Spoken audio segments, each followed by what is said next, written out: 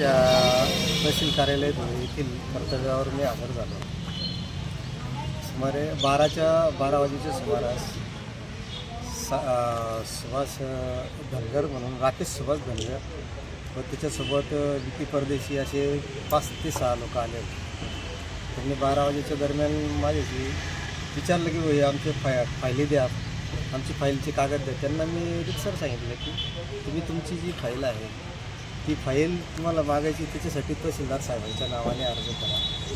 त्या अर्ज केला की मी तुम्हाला तुमच्या नकला जे आहेत ते रितसर रेकॉर्ड शाखेमार्फत मी पुरवतो तुम्हाला। परंतु त्यांनी आत्ताच्या आत्ता द्या आम्हाला, आमची फाईल कुठे आहे असं हे करून त्यांनी लगेच शिवीगाळ देणं मला शिवीगाळ दिली। आमच्या साहेबांनासुद्धा अरेरावीच्या भाषेमध्ये बोलला। त्याचा मी त्याला म्हटलं असं तू बोलू नको, शिवीगाळ करू नको, मला असं उर्मटपणे बोलू नको।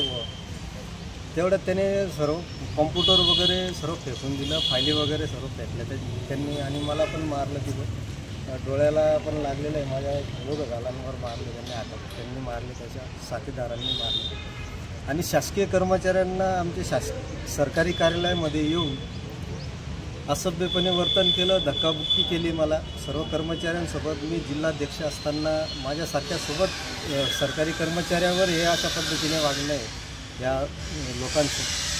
त्यामुळे इतर जे कर्मचारी ते भयभीत झालेले आहेत। आमचे जे कर्मचारी आहेत, मी जिल्हाध्यक्ष असताना माझ्यावर हल्ला होऊ शकतो, ते इतर कर्मचारी हे अतिशय भीतीच्या वातावरणामध्ये राहिलेले आहेत आमचे कर्मचारी। ते ह्या अर्धान प्रवृत्तीच्या लोकांवर शासनाने, पोलीस प्रशासनाने गुन्हा दाखल करून त्याची प्रक्रिया करावी।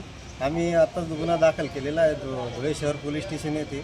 त्यानंतर आम्ही आता सिव्हिल येथे आलेलो आहोत। आम्हाला सर्टिफिकेट वगैरे, मला इजा झालेली आहे माझ्या डोळ्याला, आपण पाहू शकतात, तुम्हाला इतकं लागलेलं आहे त्याच्यासोबत। हां, मी माझा बचाव करण्यासाठी मी पुन्हा मग तहसीलदार साहेबांच्या कॅबिनमध्ये गेलो।